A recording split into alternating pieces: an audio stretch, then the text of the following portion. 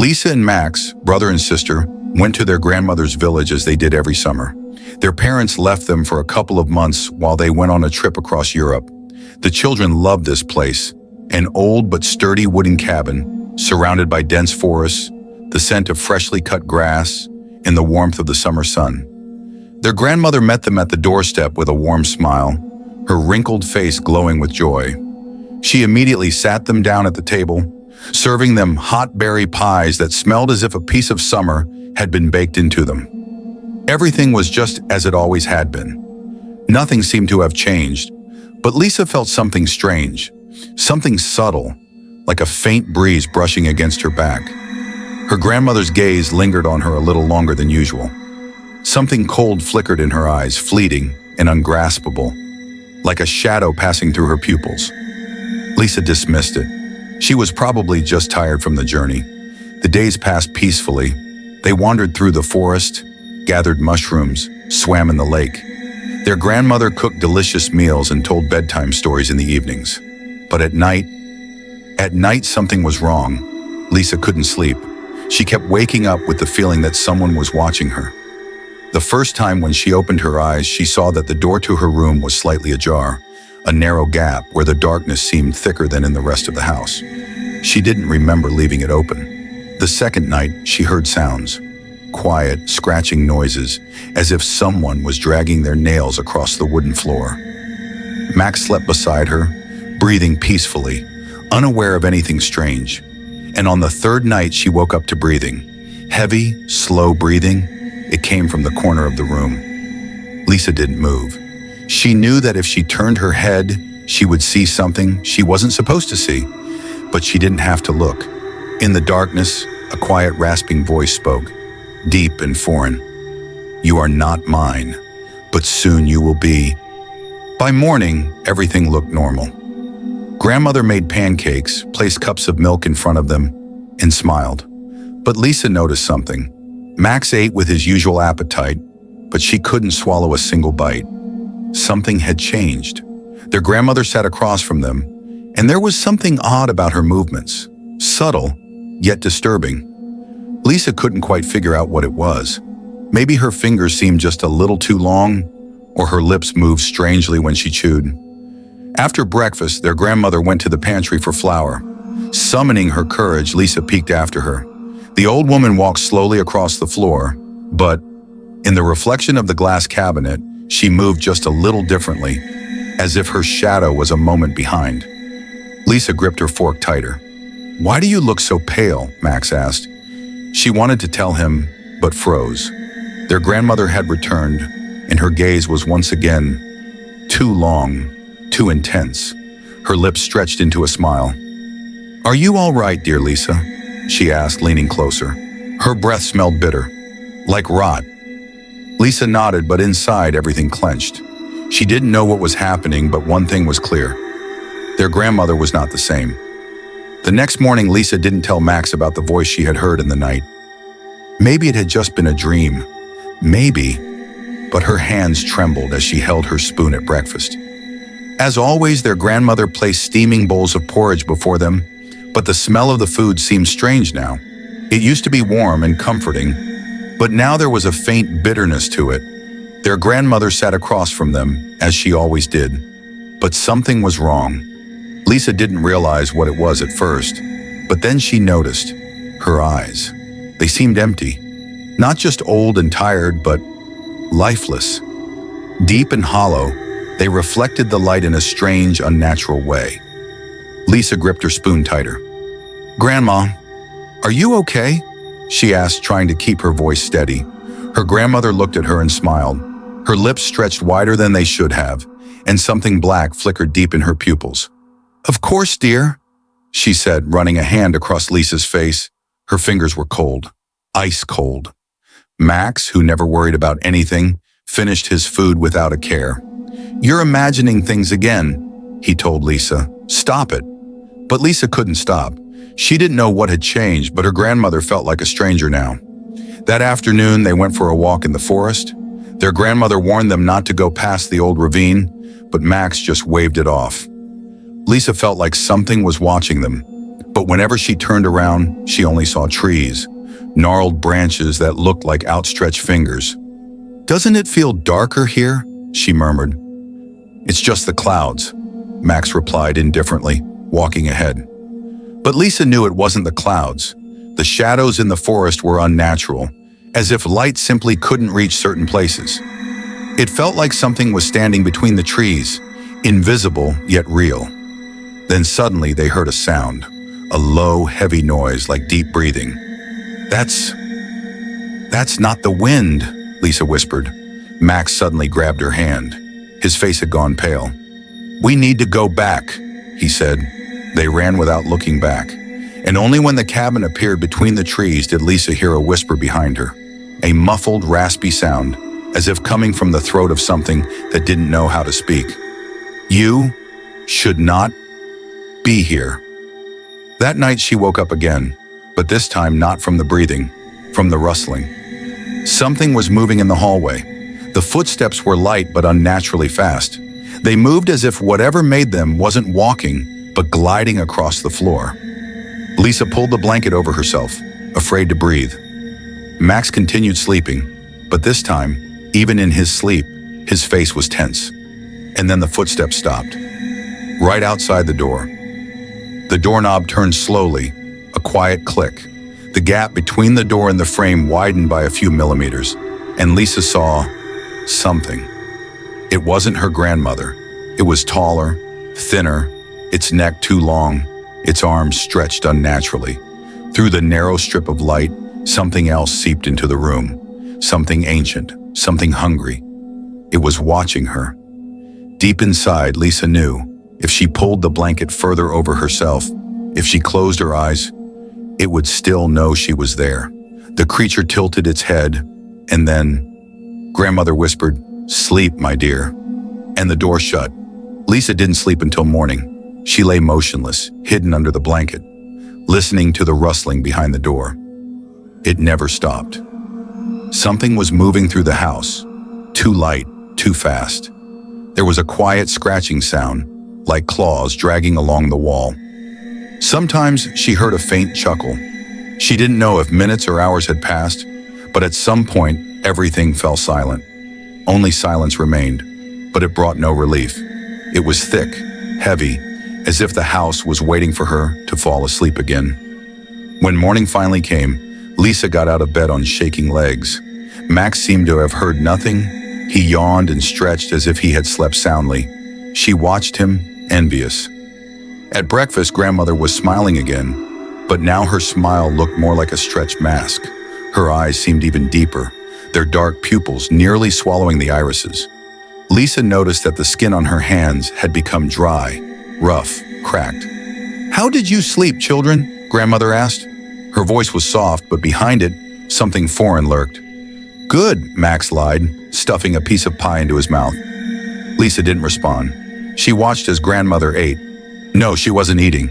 She tore chunks of dough with her unnaturally long fingers and brought them to her mouth, but her lips barely moved. They were eerily still, as if the thing sitting across from her was merely imitating human gestures.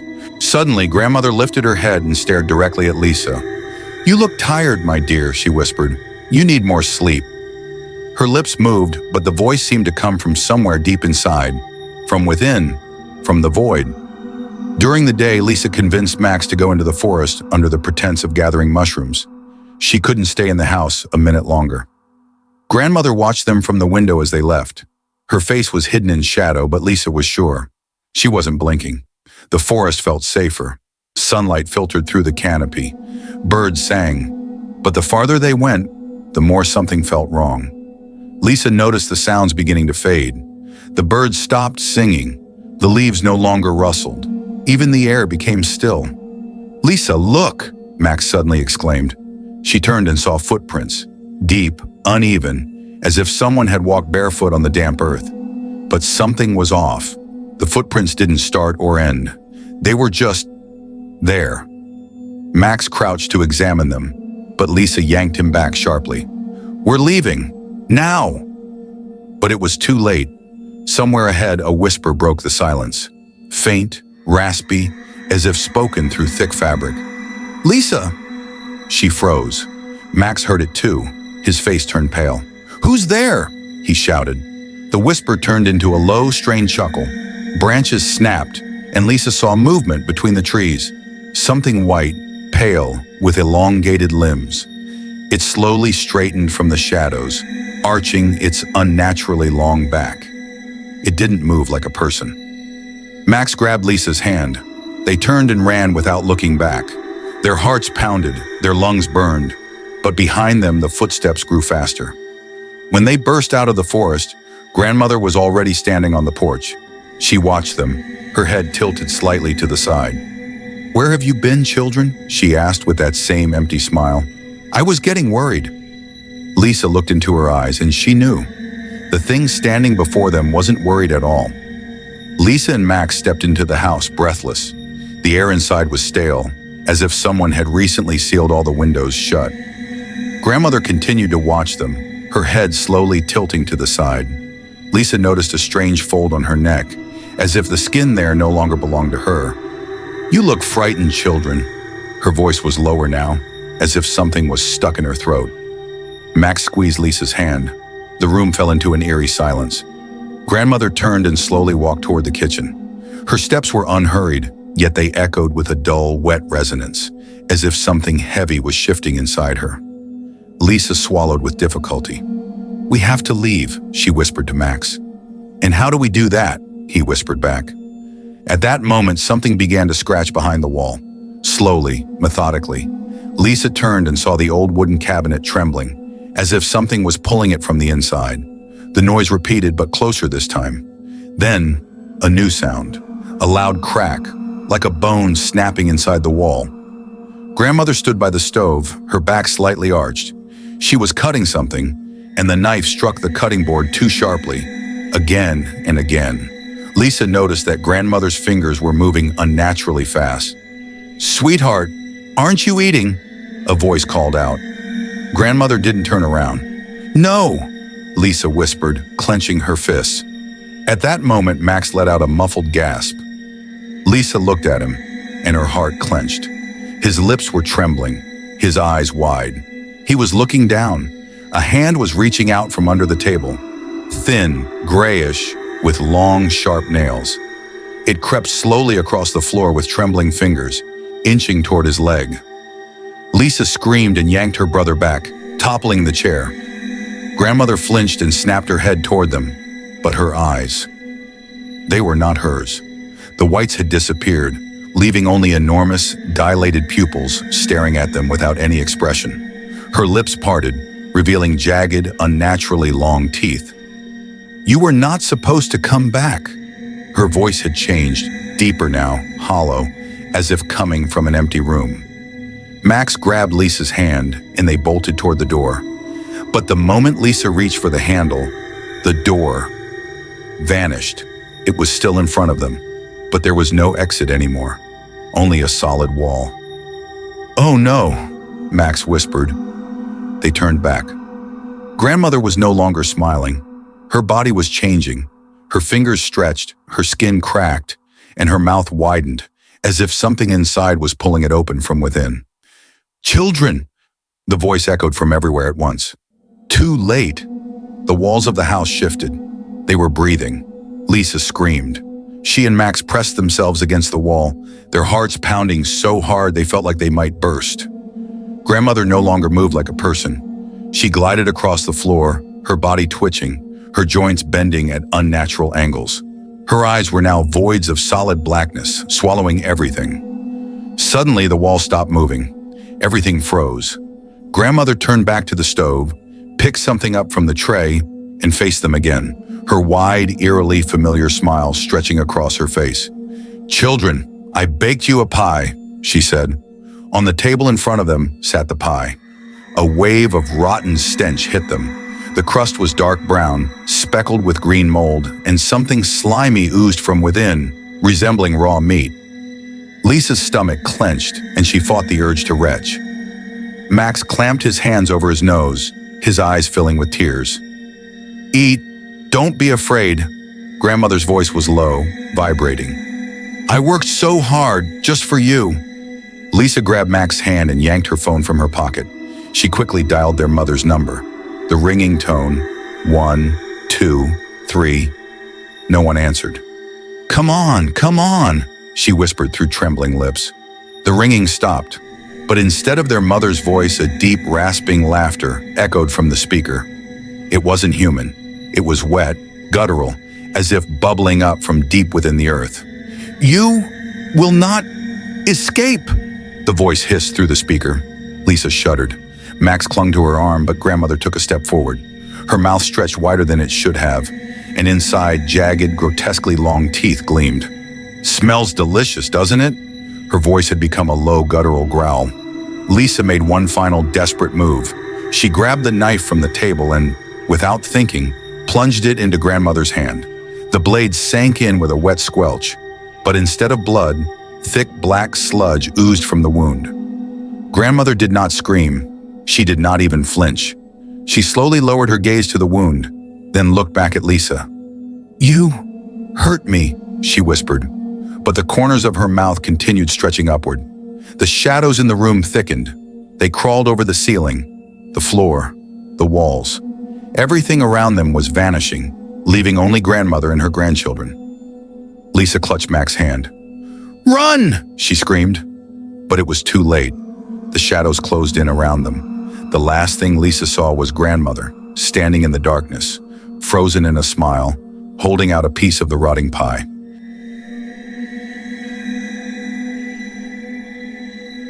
The last ride. Sam jumped onto the bus, casting a quick glance at the empty street.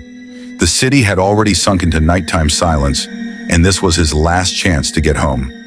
Exhausted after a long workday, he barely paid attention to his surroundings. Tossing a couple of crumpled dollars into the fare box, he made his way to the back rows and slumped into a window seat. The bus jolted forward. Sam sighed, closed his eyes, and tried to relax. But something felt off. It was an odd sensation, subtle but tangible, like the air had suddenly grown heavier. He opened his eyes and glanced around. There were a few passengers, an elderly man with a cane, a woman in a dark coat, a young man with headphones, and a few others. They all sat in silence, lost in thought, not speaking to one another. Outside, the streets blurred past, but something was wrong. Sam looked out the window more closely. The bus had been driving for too long. His neighborhood should have appeared by now. He checked his watch. 20 minutes had passed, yet there had been no stops. The passengers' faces remained disturbingly indifferent. No one moved to get off. He leaned forward, looking at the driver. The man sat unnaturally still, hands gripping the wheel tightly, his head fixed in place. "Excuse me, when's the next stop?" Sam asked. The driver didn't react. Sam frowned and repeated his question. Silence. The elderly man with the cane slowly turned his head towards Sam. His eyes were dull, clouded, as if covered in a milky film. "We ride," he muttered hoarsely. "Soon." A chill crept up Sam's spine, cold sweat forming at his nape. His heart clenched with unease. He turned back to the window. The city was gone. Beyond the glass, there were only empty roads, stretching endlessly into a thickening darkness, as if nothing existed beyond the bus. Sam looked at the passengers again. They were still unmoving, but something about them had changed. The woman in the coat was breathing too slowly. The young man with the headphones wasn't moving at all now. His head remained locked at an unnatural angle, and his eyes had taken on a strange, murky haze. "What the hell?" Sam whispered. He stood up and made his way toward the front. The bus didn't slow down. He yanked the emergency stop cord. Nothing happened. The doors didn't budge. "Hey, stop the bus!" he called out. But the driver remained motionless. A sound behind him made him turn sharply. A sickening, cracking noise, like someone twisting their neck with unnatural force. His eyes darted to the woman in the coat. She was turning her head toward him, too slowly, too unnaturally. Her eyes were completely black. Sam's breath caught in his throat. The woman continued staring, two abyssal voids where her eyes should be. She didn't blink. She just watched, and then the other passengers began to move, not like people should. Their heads twitched in jagged, delayed motions, all turning toward him. Some breathed too heavily, others, not at all. What? What kind of joke is this? Sam's voice wavered. The woman in the coat parted her lips. They stretched wider than humanly possible, and something black, thick, and tar-like oozed from her mouth, slowly dripping down her chin. Sam stumbled back, slamming into a handrail. He yanked the emergency stop cord again, but the bus didn't stop. The driver didn't move. He turned to the nearest passenger, the young man with the headphones. His head was lowered, his skin now waxy, unnatural, as if made of plastic. Sam hesitantly touched his shoulder. The young man's head lifted. His eyelids peeled back. There were no eyes, just smooth, empty sockets. Sam recoiled, heart hammering. What the hell is wrong with you people? The young man suddenly smiled. Cracks spiderwebbed across his face, like an old porcelain doll. In that moment, Sam understood. These were no longer people. The bus entered a tunnel. The lights inside flickered, and the passengers, they began to rise. They moved in spasms like broken marionettes. You should not have boarded, the old man with the cane rasped. His voice wasn't his own. It was layered as if something else spoke through him. Sam couldn't breathe. He lunged toward the front door, pounding his fists against it. Stop! Open the door! But the driver remained still, his head tilted slightly downward, hands gripping the wheel.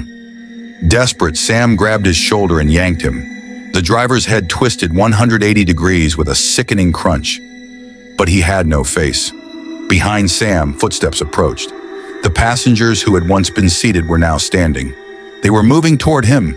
They want me to stay, the driver's voice whispered, not out loud but directly into Sam's mind. They want you. The bus emerged from the tunnel, but outside there was no city, only void. Sam screamed. He backed into a corner, shaking. The voices in his head wouldn't stop. They slithered like worms, crawling into the depths of his thoughts. They want you. You will stay. There is no way out. The bus kept moving through nothingness. No streets, no lights, no road. Just a swirling gray mist where time and space no longer existed. It felt like the bus was floating, detached from all reality. Sam swallowed hard, his throat dry. He turned his head slowly. The passengers now stood in the aisle. Their bodies were losing shape, their faces cracked, lips splitting wide. Beneath their torn skin, nothing, only darkness. The young man in the headphones tilted his head, and his skin began peeling away, sliding off like a rotting mask. This can't be real, Sam whispered. It's just a dream. But dreams weren't this real. The old man with the cane stepped forward, his jaw unhinging slightly. Black sludge dripped from his lips. He raised a bony finger and pointed at Sam. You must stay. And then the bus jerked. Not just a bump on the road, something massive had struck it from the inside. The old man's head twitched, his mouth stretching open. A deep, wet clicking sound came from the hollow void of his throat. Another impact. Sam panicked, spinning around. The window no longer reflected his face. It reflected another version of him, pale, with empty black eye sockets. It was smiling. And then, "Look behind you!" Sam whipped around. The bus doors were ajar, but there was no road outside, only a gaping mouth of darkness. A hand emerged from the void, human in shape, but its fingers were broken, nails ripped to the flesh. It hung there, motionless, until a sharp crack sounded. The fingers twitched, gripping the rail. And then, it started pulling itself inside. Sam froze in horror. He turned, colliding with something solid. Looking up, he saw one of the passengers, the woman in the coat. Her face was no longer human. Her eyes were gone. Her skin had split, revealing only an endless black void underneath. "There is no exit," she whispered, her voice dry, cracking like old parchment. "He sees you." Sam backed away. The hand from the void clutched the railing harder. Another hand followed. Something massive was trying to get inside. The bus shuddered violently. The lights flickered. The passengers didn't move, but he felt their eyes on him, even the ones without eyes. Sam grabbed the driver again, spun him around. But the driver had no face, just smooth, grayish skin where his features should have been. And yet, Sam felt him watching. "Stop this bus!" he screamed. The driver slowly unclasped his fingers from the wheel. The bus swerved violently, but it didn't slow down. It kept driving into the abyss. And then, the doors swung wide open. Outside, there was a street. His street, but it wasn't real. It never was. The windows of the houses were dark, too dark, as if something alive was lurking behind them, watching him. The air was thick, viscous, and despite the coolness of the night, it carried a warm, sticky breath. The bus shuddered again. The interior lights flickered, and with each pulse of light, the passengers changed. Their outlines wavered like ripples on water. Faces disappeared, then reappeared, eyes melting away, replaced by smooth, featureless hollows. "It's time, Sam," rasped the old man with the cane. His lips never moved, but the voice echoed directly inside Sam's mind. The woman in the coat stepped forward. Her skin now sagged as if her bones had dissolved beneath it. Her hands trembled, twisted fingers reaching for him. "You've been here before," said the young man with the headphones, just as his face cracked apart, revealing a dark, gaping void where his skull should have been. "You're lying," Sam screamed, lunging for the door and stepping out onto the street. But he never touched the ground. He fell. Reality twisted, stretched, and in the next second, he was back. On the bus, in his seat. His eyes snapped open. His heart pounded violently. The bus rolled forward. The driver sat in place, gripping the wheel. The passengers sat quietly, lost in their thoughts. Everything looked normal. Sam took a shaky breath and touched his wrist. His skin was damp, as if he had just surfaced from freezing water. Was it all a dream? A panic attack? Slowly, he lifted his gaze and saw familiar streets outside the window. Yes, his neighborhood. His stop. The bus made the familiar turn. Everything was fine. His stop was announced. The doors opened. No one moved. Sam slowly stood up, walked to the exit, and turned back. Every passenger was staring at him. He couldn't see their eyes, but he felt their gaze. They didn't move. They were just waiting. The driver, without turning his head, whispered, "You won't leave." Sam lunged out, stumbling onto the pavement. The doors slammed shut behind him. The bus jerked forward and vanished into the night. Sam turned to face his house. All the windows were dark, and in the doorway, hidden in the shadows, figures stood, waiting. Sam took a slow step forward, his heartbeat echoing in his chest. His phone vibrated in his pocket.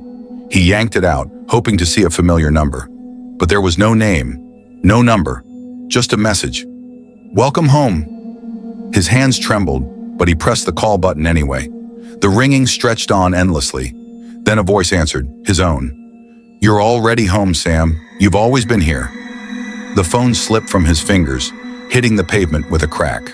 The screen shattered, but the voice in the speaker continued.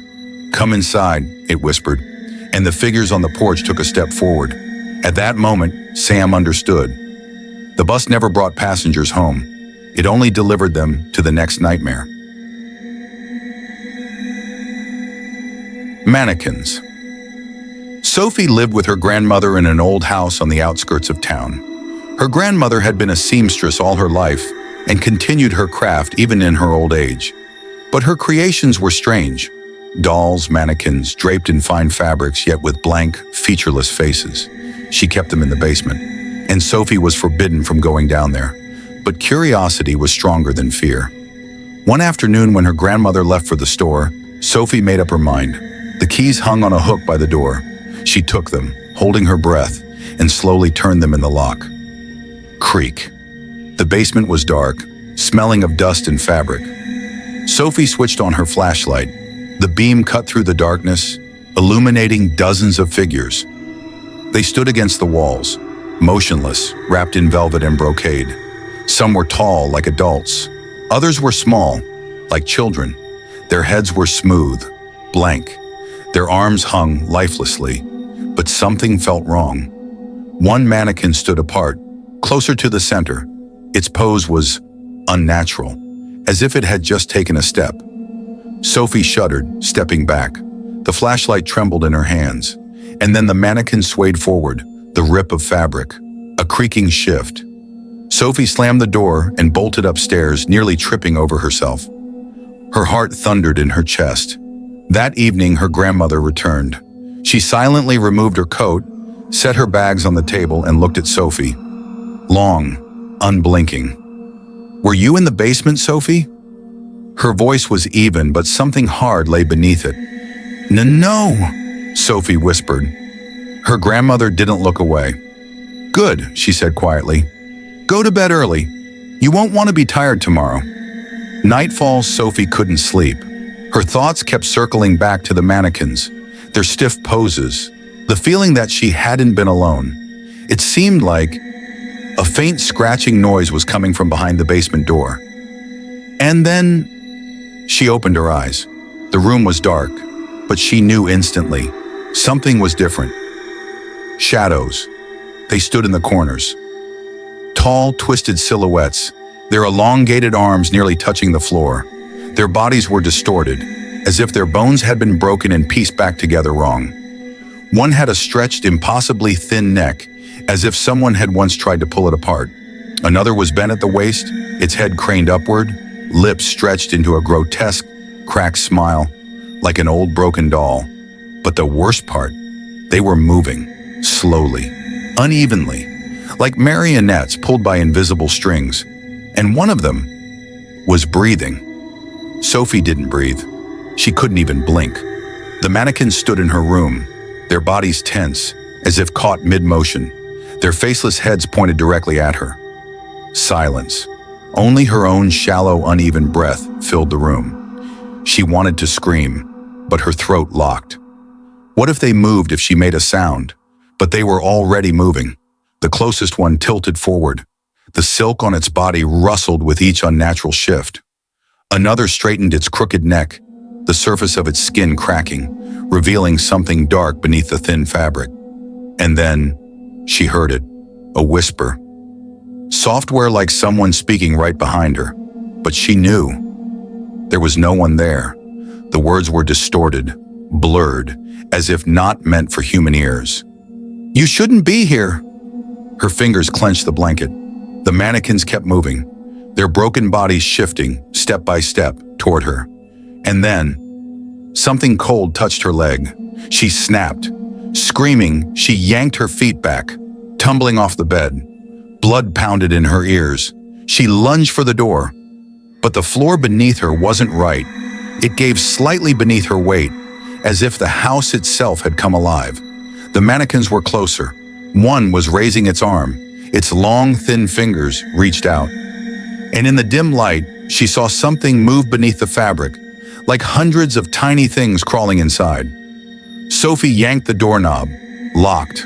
The whispers swelled.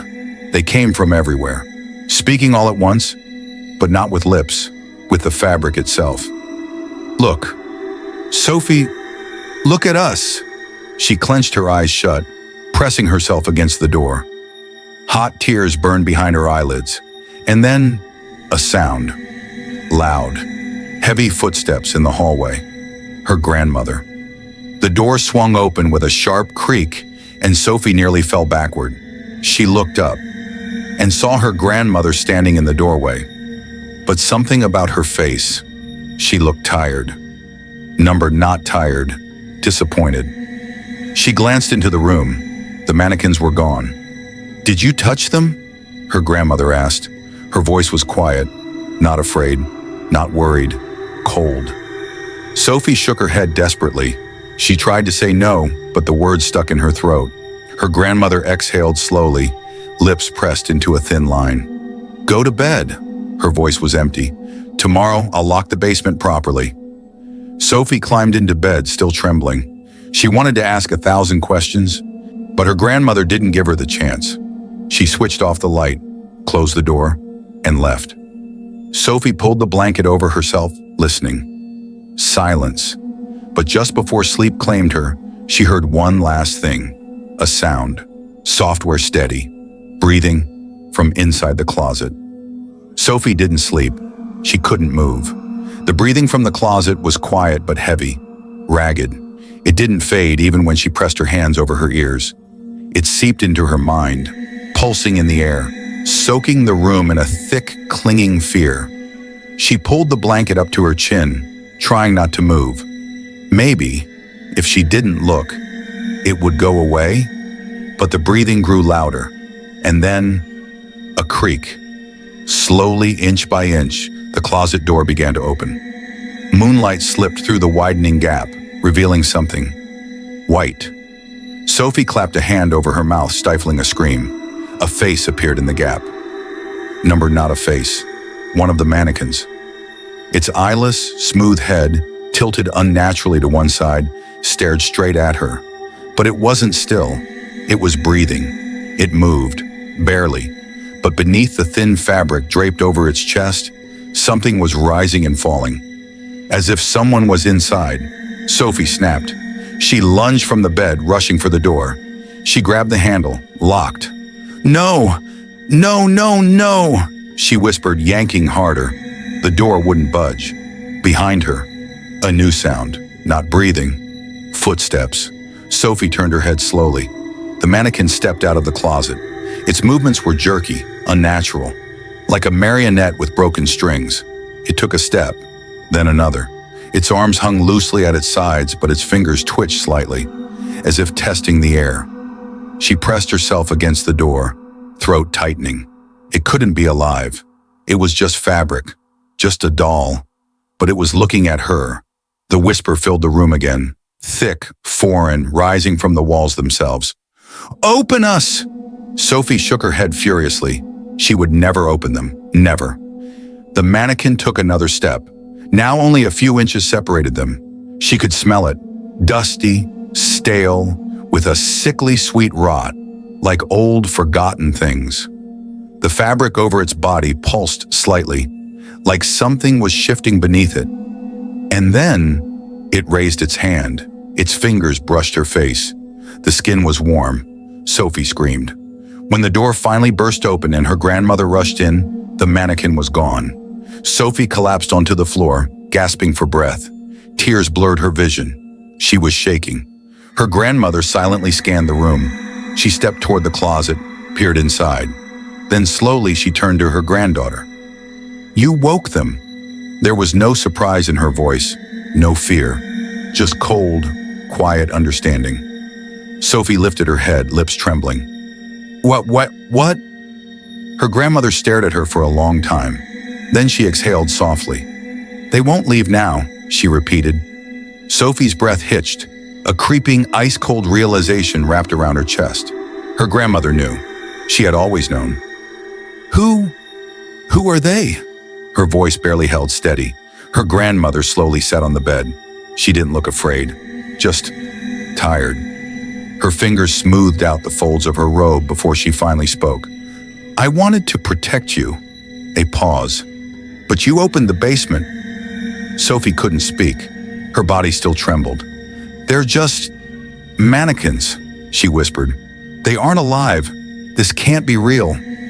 Her grandmother shook her head, slowly. "They aren't mannequins, Sophie." She lifted her gaze, and for the first time there was weight behind it. "They were people."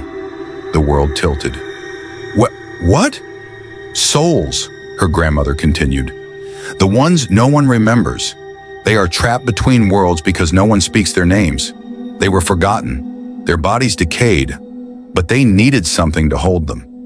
She looked up. Her gaze was heavy. "That's why I sew." Sophie swallowed hard. You make bodies for them?" Her grandmother didn't answer. She only watched. Then in a whisper, "They are hungry.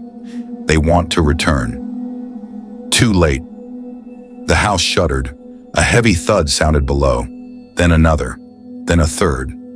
Something was moving in the basement. Sophie grabbed her grandmother's hand. "We have to leave. Right now." But her grandmother didn't move. She was staring at the door. Beyond it, footsteps. Slow, heavy, inhuman. "It's too late, dear," her grandmother whispered. The bedroom door began to open. The gap widened, and in the darkness beyond, something moved. Sophie saw the fingers first. Long, thin, not plastic, Not wood, skin, but not human. Its surface quivered, pulsed, like something inside was alive on its own. Her grandmother slowly rose to her feet. "Don't look at them," she ordered, voice hushed. "Don't move." Sophie couldn't. She was already looking. The door swung fully open. The mannequins stood in the hallway, their bodies wrong. One leaned at an impossible angle, as if its bones had rotted from the inside, barely able to hold its own weight. Another was draped in dark fabric, but something inside it twitched. Something pulsed beneath the cloth. And their faces. They had them now, where before there had been smooth, empty nothing. Now there were features, but they were wrong, like wax figures left to melt in fire. Eyes dark and sunken, mouths stretched too wide, teeth jagged, mismatched, collected piece by piece. One mannequin tilted its head, its lips never moved. But a voice filled Sophie's mind. "Give us our names."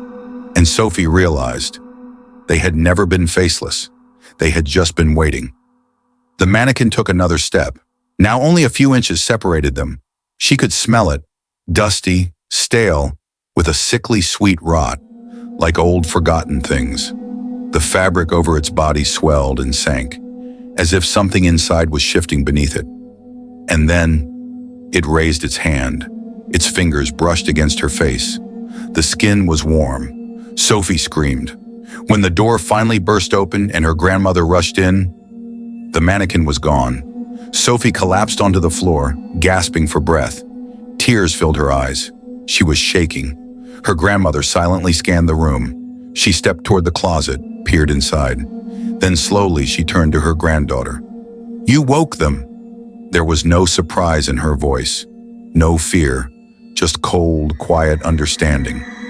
Sophie lifted her head, lips trembling. What?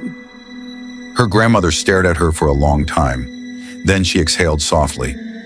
"They won't leave now," she repeated. Sophie's breath hitched. A creeping, ice-cold realization wrapped around her chest. Her grandmother knew. She had always known. Who are they?" Her voice barely held steady. Her grandmother slowly sat on the bed. She didn't look afraid, just tired. Her fingers smoothed out the folds of her robe before she finally spoke. "I wanted to protect you." A pause. "But you opened the basement." Sophie couldn't speak. Her body still trembled. "They're just mannequins," she whispered. "They aren't alive. This can't be real." Her grandmother shook her head, slowly. "They aren't mannequins, Sophie." She lifted her gaze, and for the first time there was weight behind it. "They were people." The world tilted. "What?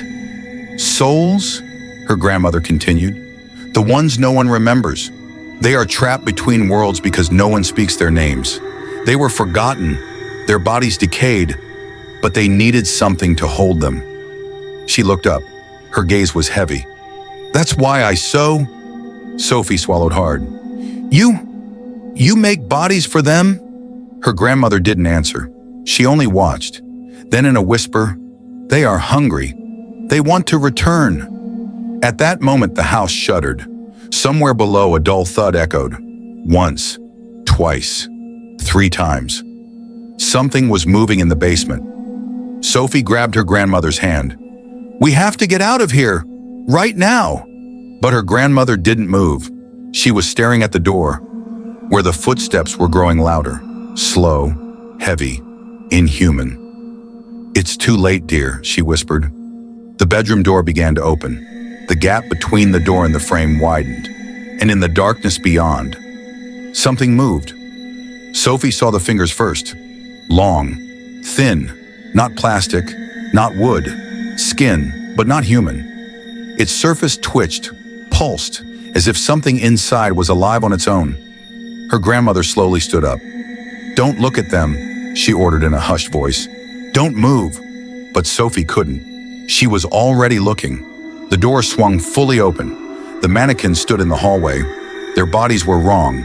One leaned at an impossible angle, as if its bones had rotted from the inside, barely able to hold its own weight.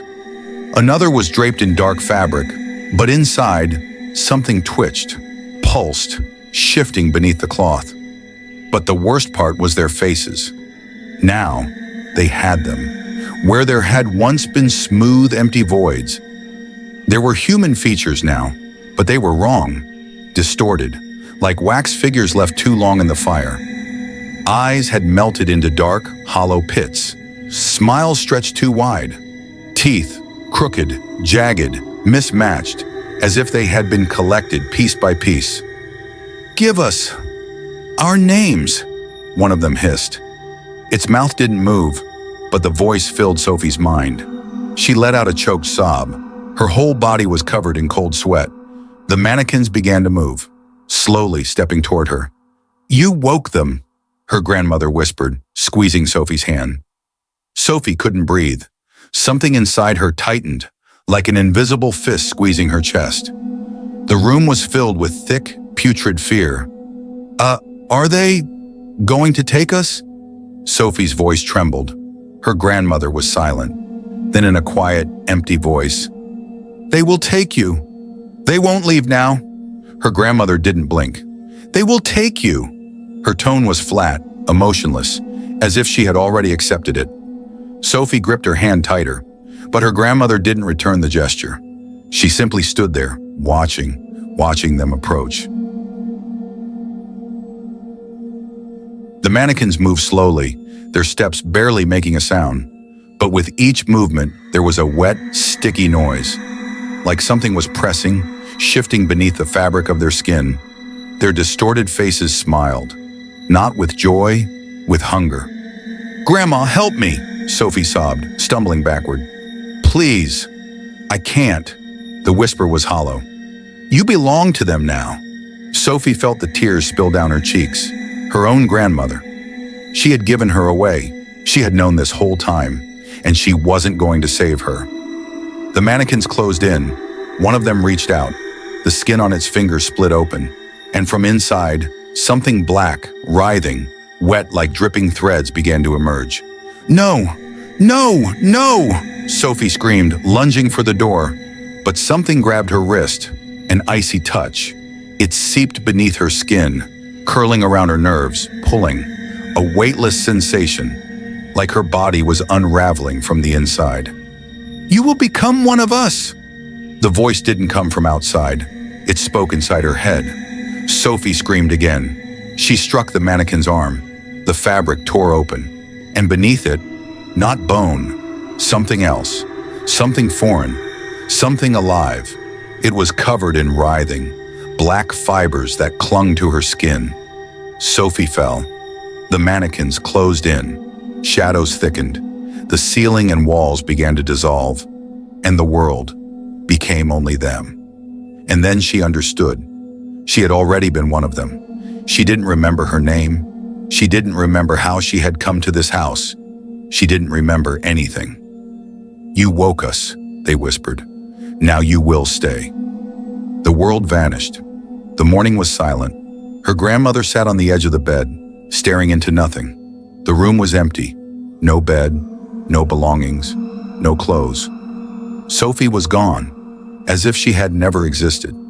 Her grandmother slowly rose. She walked to the basement door, opened it. In the darkness, among the still, silent figures, a new mannequin stood. It was small, the size of a little girl. Its face was smooth and empty, but the grandmother heard it, a faint, muffled breath.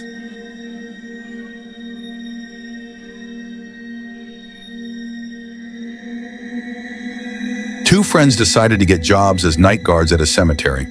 After signing some simple paperwork, they were assigned their first night shifts. The job seemed easy enough, just patrolling the grounds, keeping order, and scaring off potential vandals. Neither of them believed in the supernatural, so the stories about strange noises and shadows wandering between the graves only made them laugh. The first night started off quietly.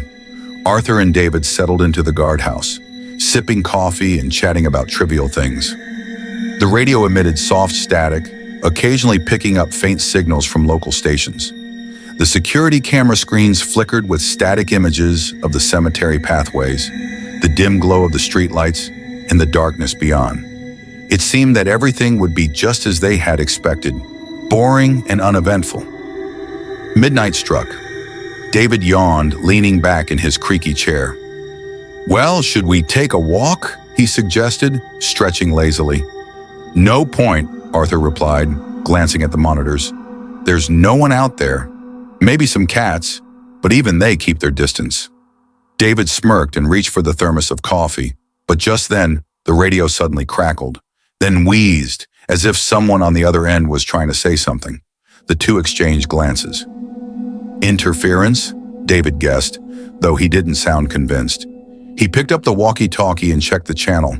Nothing but a clean signal.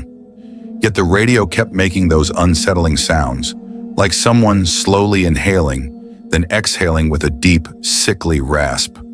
"Turn it off," Arthur muttered, a strange unease creeping over him. David reached out, but the moment his fingers touched the volume knob, a frail, quivering voice came through the static, as if carried from somewhere far away. "You shouldn't be here." Arthur flinched. David jerked his hand away from the radio, and an oppressive silence filled the room. They stared at each other, unsure what to say.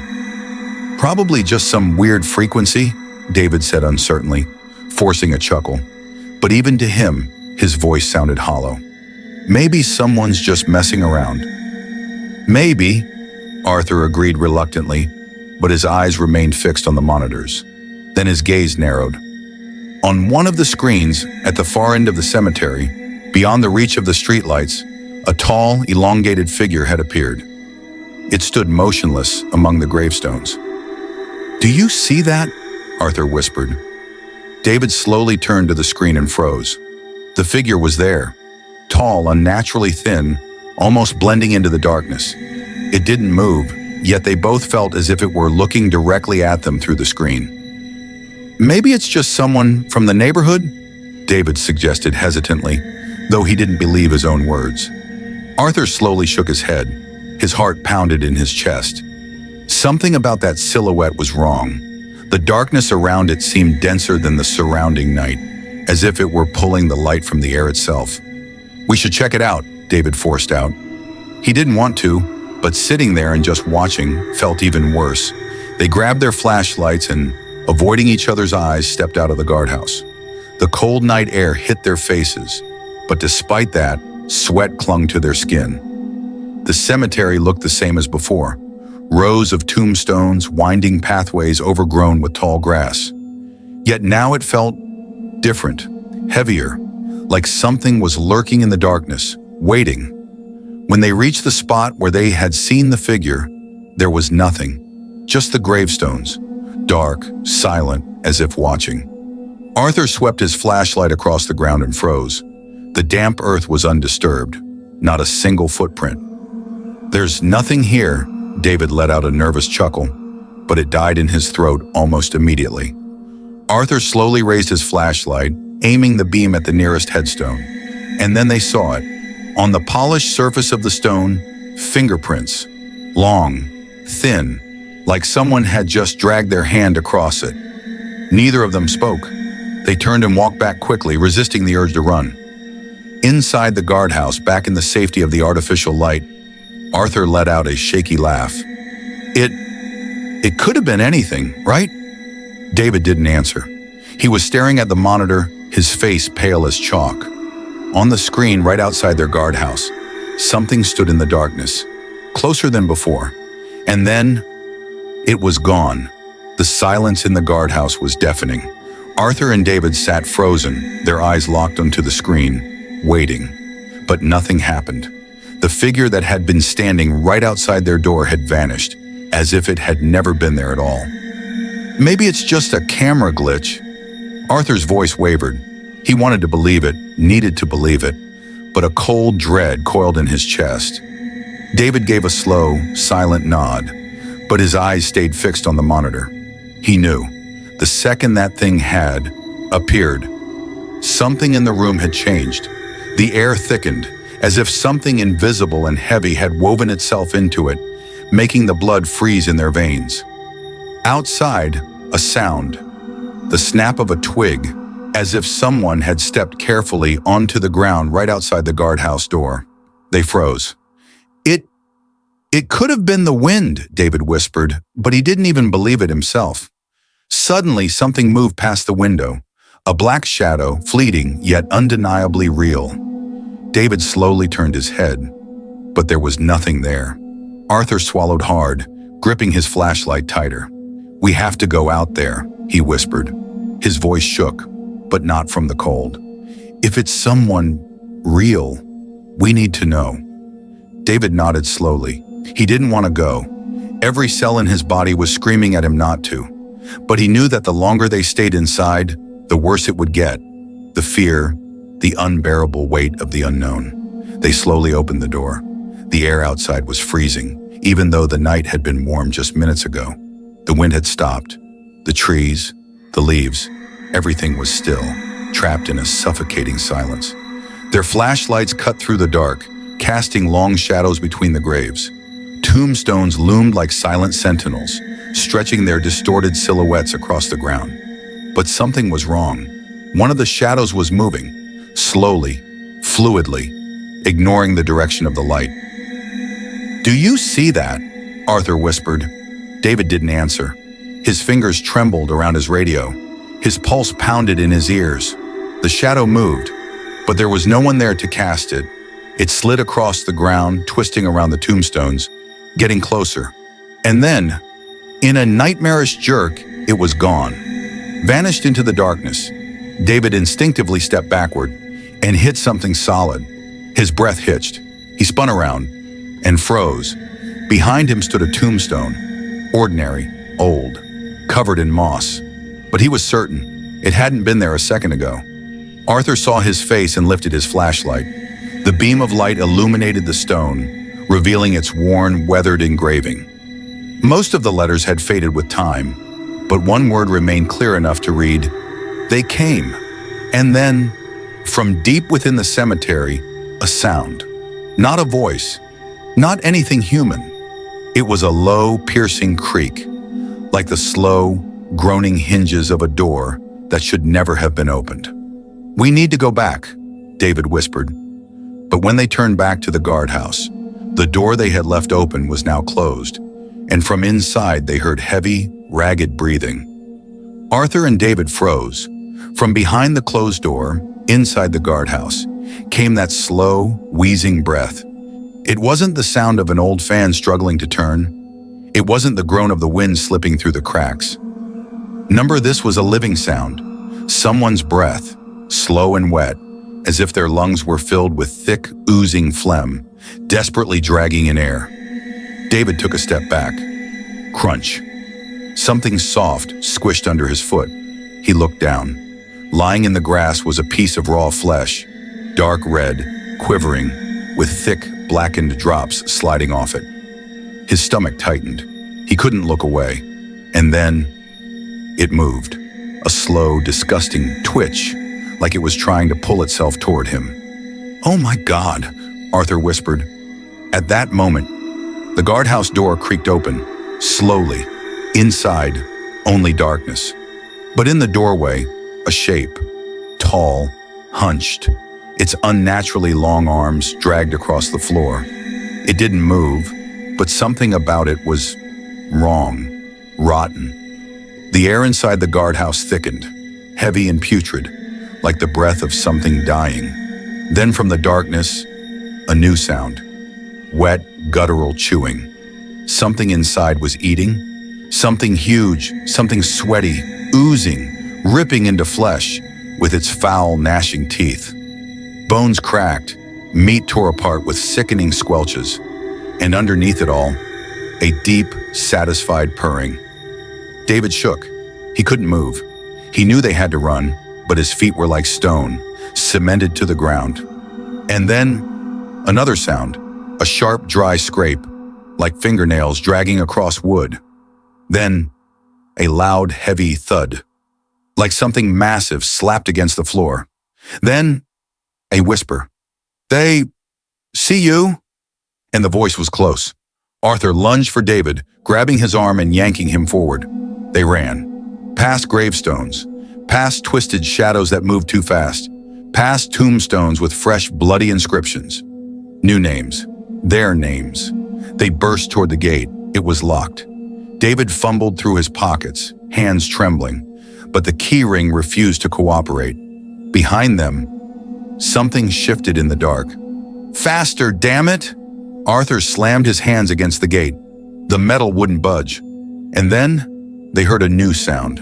This time, footsteps, heavy, wet, a sickening, squelching echo, each step landing right behind them.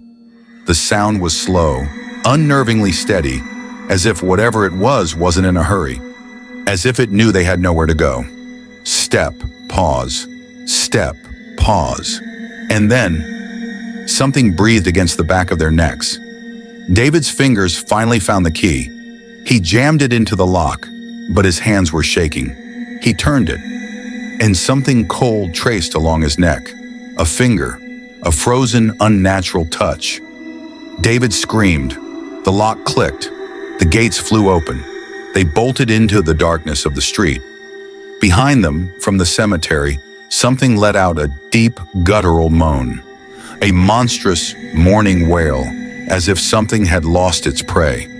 But it wasn't over, because when they turned back, there were tracks, wet, sticky, not human. Something was following them.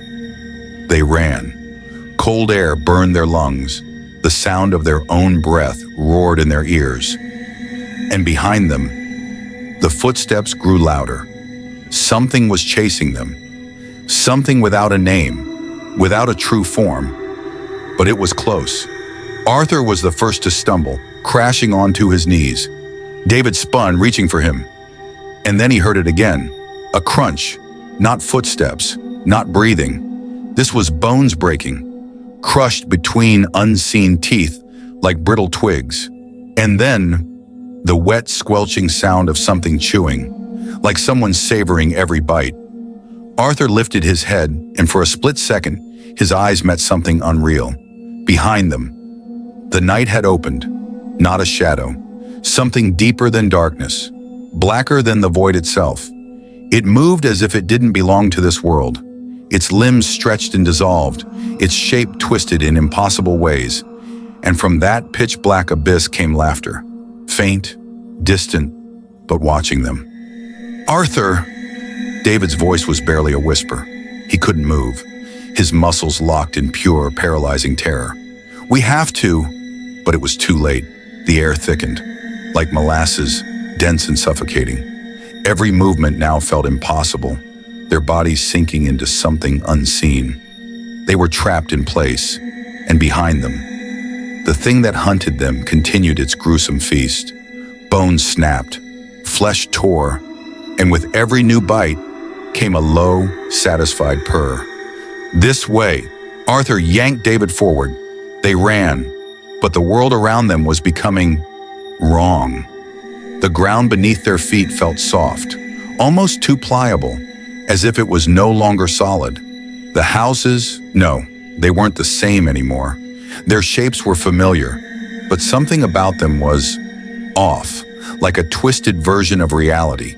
And then they saw him, a man, or rather, the outline of one. He stood in the middle of the empty street, too tall, too still. His face, or what should have been his face, was just smooth, pale nothingness. No eyes, no mouth, just a blank, featureless mask. And yet, he was watching them. Arthur felt it, a presence so overwhelming, it gnawed at the edges of his mind, like a predator that had finally found its prey. It was hungry, endlessly, primally. The thing took a long, wet inhale, loud, greedy. Arthur's breath hitched. "Run," he whispered, but it was already too late. The air around them thickened, pressing in on them like invisible hands. David felt it first. Something cold wrapped around his ankle. He gasped, but his voice broke into a ragged, choking sound. The darkness, the shifting, writhing mass of shadows behind them, was moving. It wrapped around him, pulling, dragging. Arthur held on, his fingers digging into David's wrist. But his grip was slipping. David fought, kicked, but something was pulling him down, into nothingness. The last thing he saw, Arthur's face, frozen in horror. And then, not pain, something worse. A void opened in his mind, tearing through his thoughts, his memories, draining away his very existence. And then, darkness. Arthur woke up, alone, in the same place. But now, the street was empty. An unnatural silence pressed down on him, so heavy, so absolute, that it felt as if the world itself had stopped breathing. There was no sign of David, no sign of anything that had happened, as if it had all been a dream. But then, he turned around, and at the far end of the road, beneath the flickering glow of a street lamp, he stood there, the faceless man, waiting. Arthur froze. He couldn't look away. The faceless man did not move, but his presence was crushing. Reality itself bent around him. The dim glow of the street lamp warped, like light fractured through shattered glass. Arthur swallowed hard. His heart pounded so loudly it drowned out the silence. He took a step back, but his foot hit the curb. A flash of memory. David's hands slipping from his grasp. Arthur squeezed his eyes shut, forcing the image away. And when he opened them again, the faceless man was closer. He hadn't walked. He hadn't moved. Yet somehow the distance between them had shrunk, as if time itself had skipped forward in a single disorienting lurch. "David!" Arthur's voice cracked. Silence. The wind didn't stir the leaves. The crumpled paper near his feet didn't shift. The world was holding its breath. The faceless man tilted his head. It was wrong. Not like a human movement. The air itself around him rippled, as if reality strained beneath the weight of his presence. Then he stepped forward. Once, twice, slow, soundless. Arthur stumbled backward. He had to run. He had to step. Arthur froze. His legs wouldn't move. Just like when David disappeared. The faceless man stopped. Just 2 steps away. Arthur felt it now. A void radiating from him, like a creeping frost, burning cold. And then it spoke. The voice came from everywhere. Low, vibrating, unnatural. "You do not belong here." Arthur's fists clenched. "Where is David?" His voice was barely a whisper, raw from fear. The faceless man didn't answer. Instead, the world folded inward. The streetlights flickered, then snapped into darkness. Blackness collapsed around him. Arthur screamed, but there was no sound.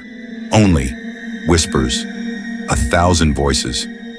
"You do not belong here," and then nothing. A rush of air, cold, burning. Arthur gasped, like a drowning man breaking the surface. He sucked in a breath, his lungs aching. He was lying on the pavement, cold, damp, right where it all began. The wind brushed through his hair, somewhere in the distance. The hum of passing cars. Slowly, shakily, he pushed himself upright. His whole body trembled. His eyes darted around. The street was empty. The same streetlight flickered overhead, burning steady. "David?" His voice was hoarse, but this time, he could hear himself. Silence.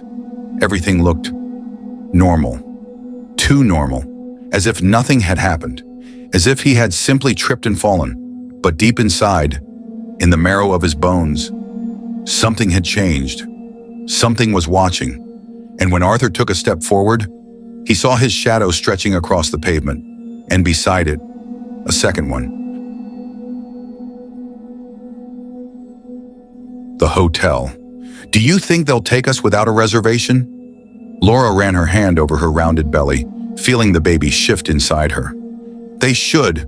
We haven't seen a single car for miles, and the season's already over," Tom replied, slowly turning onto the gravel road leading to the hotel. Night thickened around them, cloaking the mountains in heavy, inky fog. Their old car struggled up the hill, headlights carving a narrow path through the trees until the building emerged ahead. It was old but well-maintained, a 3-story Victorian-style structure with narrow windows and carved balconies. Laura felt an immediate unease. The hotel looked too empty. No cars in the parking lot, no lights in the windows except for the dim glow on the porch. Tom killed the engine. Well, let's check it out. Reluctantly, Laura stepped out of the car, her fingers unconsciously clutching the amulet around her neck, a gift from her mother. The air was strangely thick, damp, carrying the scent of old wood and something faintly stagnant, like still water. The silence pressed down on them, so dense that even the distant chirping of insects felt muted. They stepped inside. The lobby was bathed in soft yellow light, smelling of aged wood and antique fabric. It was too quiet, as if the walls absorbed all sound. Behind the reception desk stood a woman, tall, gaunt, her face eerily still and emotionless. "Good evening," Tom said, placing a hand on the counter. "We'd like a room for a couple of nights." The woman stared at him. Her eyes were dark, glossy, but disturbingly motionless. "Of course," she said, her voice slow, low, slightly delayed. "Welcome to Mountain Sunrise. I hope you enjoy your stay." Her smile lasted too long, unnatural. A chill stirred inside Laura. She glanced at the guest book on the counter. Its pages yellowed with age. She moved to take a peek, but the woman's fingers landed on it. "Sign here, please," she said, her gaze locked onto Laura. Tom took the pen and signed, then passed it to Laura. She hesitated, a cold shiver running down her spine, but forced herself to write her name. The woman handed them a key, metal, old, its worn tag marked 208. "You're in luck. One of our best rooms," she said, but there was no warmth in her voice, no interest. The words felt hollow. Laura felt fingers tighten around her wrist. "Tom, let's go," he murmured, then added under his breath, "This place feels wrong." She nodded. As they stepped away from the desk, Laura glanced back. The woman was still standing perfectly still, watching them. They climbed the staircase. The corridor stretched long, its dark wallpaper and antique lamps casting shadows that seemed to stretch too far. The carpet muffled their steps, making it feel as if they were walking too quietly. "I don't like this place," Laura whispered, gripping Tom's hand. "We'll stay the night and leave in the morning," he reassured her. "It's fine." But when they reached their room and inserted the key, the door swung open by itself. At the far end of the corridor, someone stood in the shadows, and they didn't blink. Laura shoved Tom inside, slammed the door, and pressed her back against it, breathing heavily. "Did you see that?" she whispered. "Someone was there." Tom nodded but didn't seem as shaken. "Yeah, but maybe just another guest?" He moved further inside and flicked on the light. "No one followed us. It was probably nothing." Laura knew it wasn't nothing. She had seen them, their motionless faces, their hungry eyes. The room itself looked normal. Large bed draped in heavy burgundy curtains, an old dresser, a small bathroom. Outside the window, the mountains lay buried in fog. Everything seemed ordinary, yet something felt wrong, as if things weren't quite where they should be, but she couldn't pinpoint why. "Let's just get some sleep," Tom yawned. "I'm too exhausted to think about this. We'll leave in the morning." Laura agreed, but dread coiled inside her. She fell asleep quickly, but it was shallow, and at some point she woke with a feeling, like someone was standing next to the bed. Laura opened her eyes. The room was dark, only faint moonlight filtering in from outside. Everything seemed still, too still. She heard no wind, no creaking floorboards, not even Tom's breathing. And then, something moved in the corner. Slow, almost imperceptible. She flicked on the nightlight, and they were there. Figures, lining the walls, silent, their skin stretched too tightly over bone. Their faces were pale, lips cracked and dry. Black eyes gleamed hungrily in the dim light. Their clothes were old, tattered, as if they had wandered these halls for centuries. Their mouths slowly parted. A faint hiss escaped. Laura couldn't scream. Terror locked her body in place. Inside her, something stirred. Her baby, as if it could feel them too. They want him. The one closest to her tilted its head. Its lips pulled back slightly, revealing dark, jagged teeth. "Life. Inside you," it whispered, but its mouth didn't move. Laura jolted upright in bed, gasping for air. A dream. It was just a dream.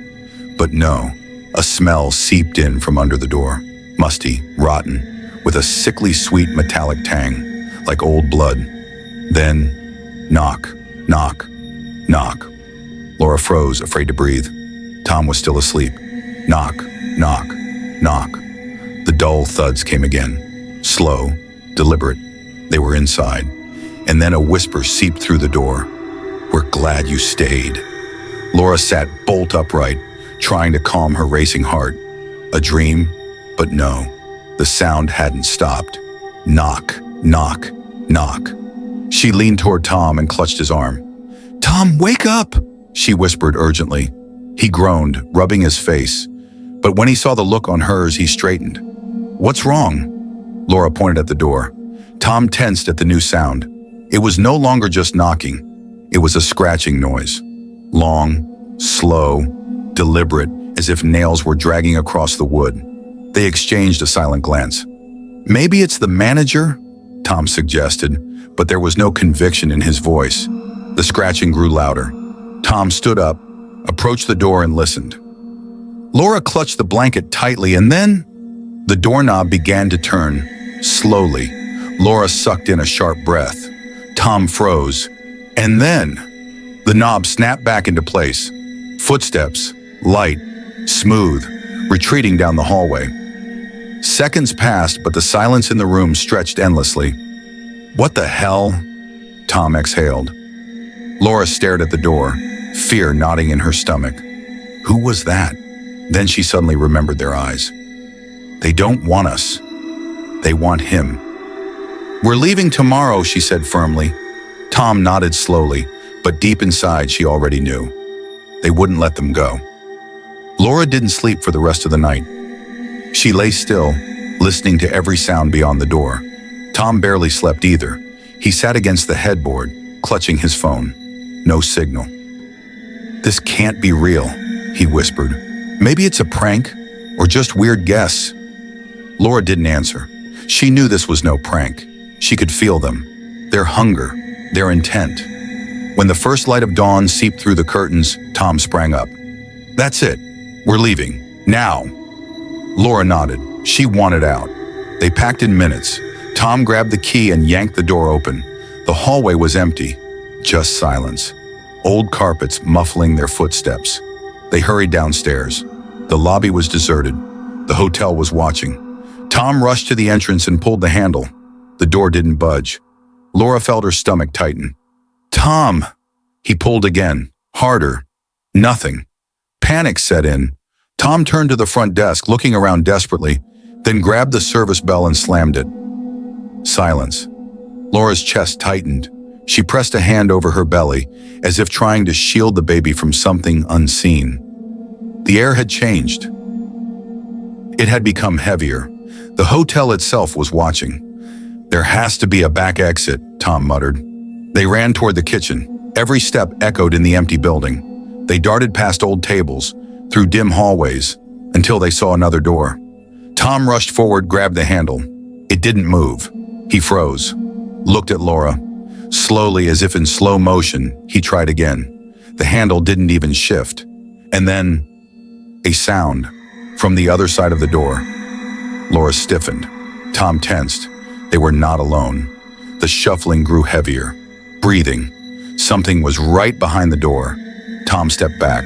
The breathing deepened, dry, ragged, as if the lungs behind it didn't work as they should. And then, they spoke. "He must be born here." The voice was wet, seeping into their minds like a whisper crawling through their thoughts. Laura clutched Tom's arm. "Who are you?" Tom shouted. Silence. And then, a bang, a massive impact against the door, so strong that the floor shook. Laura screamed. Tom grabbed her shoulders and turned her around. "Upstairs!" "Now!" They ran up the stairs, but something was already waiting for them. On the landing stood them, pale, tall. Their lips were dark, cracked, but beneath them, fangs gleamed. Their skin was stretched over bones, torn in places, exposing tendons that still moved. They stared directly at Laura. "You carry him. You will give him to us." The voice wasn't spoken. It was inside her head. They stepped forward. Laura pressed herself against the wall, cradling her belly. Her heartbeat pounded in her ears. They were everywhere. Tall, emaciated figures, hollow eyes sinking into dark pits. Their withered lips curled into twisted grins. They didn't just want her, they were waiting. "Tom," she exhaled, feeling something cold glide across her skin. They were touching her mind. They could feel the life inside. Tom didn't respond. He stepped forward, shielding her. "You won't have her!" he shouted, raising his arm. But the creatures only hissed. The first one lunged. Its movements were erratic, jerking, but it was fast. Tom didn't react in time. It grabbed him by the throat and slammed him against the wall. Claws dug into his skin. Thin trails of blood seeped from the wounds. "You are not needed," the whisper slithered into his skull. Tom writhed, choking on the grip. His eyes widened in pain. Laura screamed. They were going to kill him, but they didn't. They only watched her. "Does it hurt?" The whisper coiled around her mind. "Give him to us, and he will live." Laura clutched her head. The voices pressed into her skull. Her veins pulsed beneath her skin. Her body felt heavy. Her legs shook. No. They surrounded her. Thin, withered fingers brushed against her belly. "You will not live long enough to birth him." One of them opened its mouth. Its lips cracked, bleeding, revealing teeth that were wrong. Laura screamed, shoving the creature away, but it didn't move. And then, Tom collapsed. His eyes began to roll back. They were draining the life from him. Laura stopped thinking. She grabbed the nearest lamp and swung it with all her strength, striking the closest creature. A sickening crack, a howl, the snap of bone. It staggered but did not fall. "Run!" Tom rasped, clinging to consciousness. Laura seized his arm and pulled. Her body burned with fear. They ran. Down the hallway toward the first door. Tom grabbed the handle. Locked. Laura sobbed in panic. The second door. Locked. The third. Behind them they were coming. She yanked the last door. "Open!" They stumbled inside, slamming it shut behind them. Tom shoved a heavy cabinet against it. In the darkness, his breathing was ragged. "They won't stop," he whispered. Laura pressed against him, trembling. Her belly twitched. Something inside her was moving wrong. And then, scratching at the door. "We will take him." The voice seeped through the walls. "We will take him, even if you die." Laura knew they would never let her go. Tom grabbed her shoulders. His eyes were wild, filled with pain and desperation. "Laura!" His hands cupped her face. "We have to find another way out."